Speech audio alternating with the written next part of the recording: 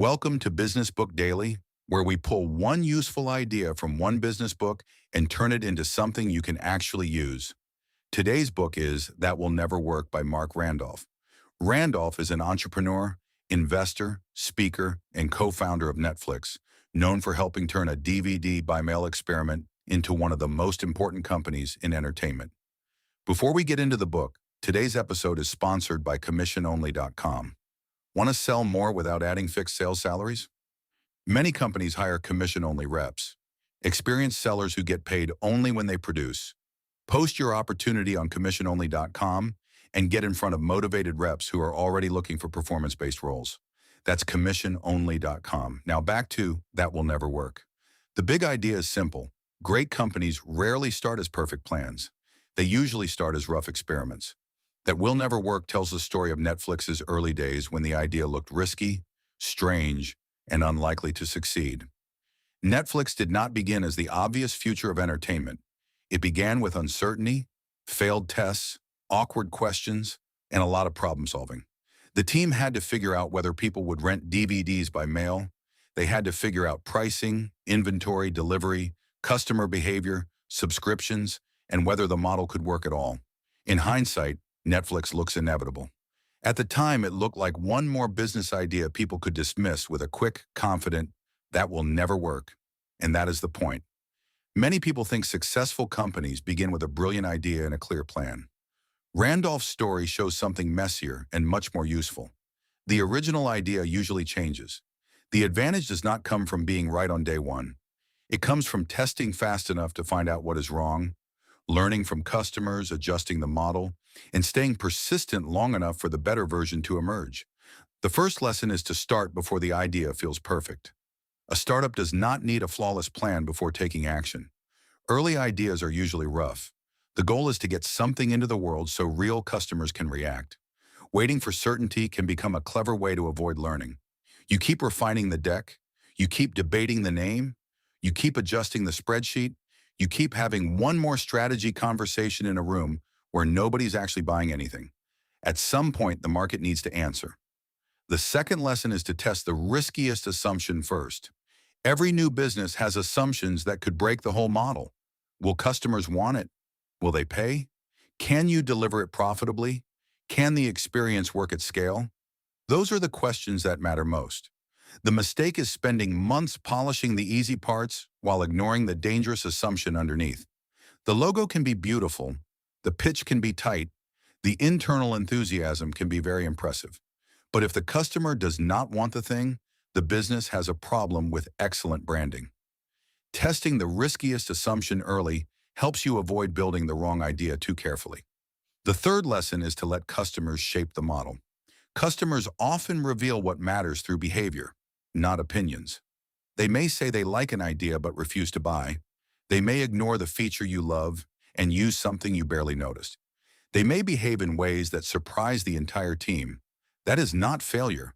That is information. Strong companies pay attention to what customers actually do. Purchases, sign-ups, referrals, repeat use, cancellations, complaints, and workarounds all tell you something.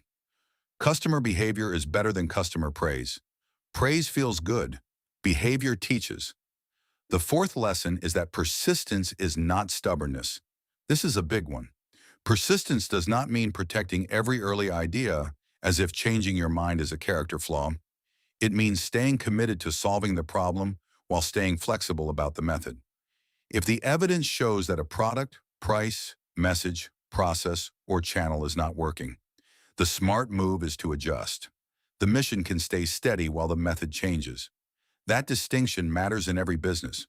Stubborn teams ignore evidence because they want the original plan to be right.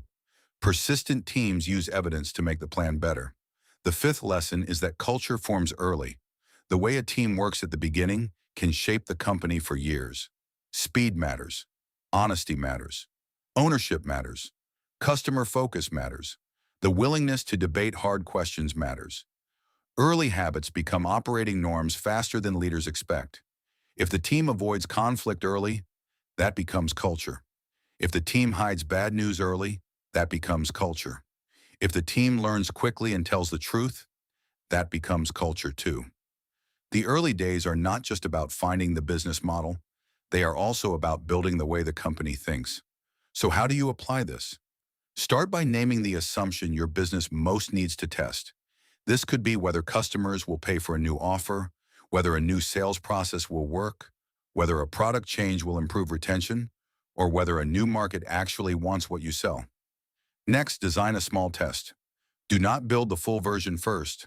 Use a landing page, prototype, sales call, pilot program, waitlist, demo, or limited launch to learn quickly.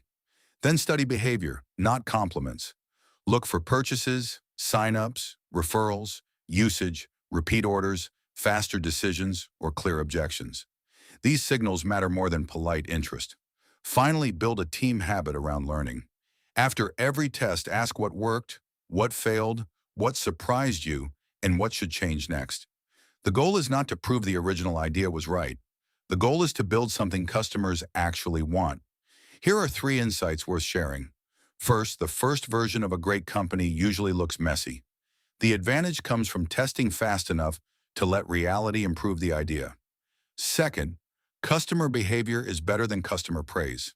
People reveal what they value through what they buy, use, repeat, and recommend. Third, persistence does not mean protecting every early idea. It means staying committed to the problem while changing the plan as the evidence improves. That Will Never Work is worth reading if you want a practical, behind-the-scenes look at how a startup idea becomes a real company. It is also useful if you are building, launching, investing in, or leading something uncertain and need a better way to think about testing. You might skip it if you want a technical startup manual instead of a founder story with practical business lessons. Today's closing sponsor is memoirghostwriting.com. Many of the best business books begin as ideas leaders have been refining for years. Frameworks, philosophies, and lessons learned the hard way. Writing the book forces those ideas into clear form, and once they're on the page, they can travel far beyond a single conversation or presentation. At memoirghostwriting.com, we write memoirs and business books for entrepreneurs, founders, executives, and industry experts. We handle the interviews, structure, writing, editing, design, and publishing, so the final product is polished, professional, and built around your voice. If you've ever thought about what a business book could do for your authority, speaking, consulting, lead generation, or legacy, visit memoirghostwriting.com. That's it for today's Business Book Daily. One book, one useful idea, and one smarter way to build.